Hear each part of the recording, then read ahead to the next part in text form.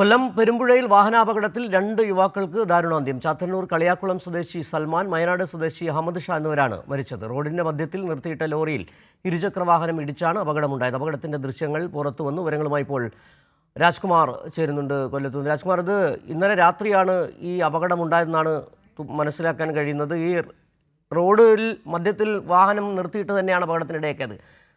ഇരുചക്രവാഹനവും വലിയ വേഗതയിലായിരുന്നു എന്ന് തോന്നുന്നു. എന്താണ് വിവരങ്ങൾ കൂട്ടിച്ചേർക്കാനുള്ളത്?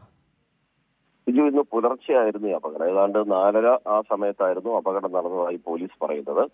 ഈ റോഡിന്റെ മധ്യഭാഗത്ത് പെട്ടെന്ന് നിർത്തിയ ലോറിയിൽ ഇരുചക്ര വാഹനം അതിന്റെ പിന്നിലിടിക്കുകയായിരുന്നു. ഇടിയുടെ ആഘാതത്തിൽ ഇരുചക്ര വാഹനം തകരുകയും ഈ യാത്രക്കാരായ 2 യുവാക്കൾക്കും അതിദാരുണമായി പരിക്കേറ്റു. രണ്ടുപേരും തൽക്ഷണം മരിച്ചു എന്നുള്ളതാണ് പോലീസ് പറയുന്നത്.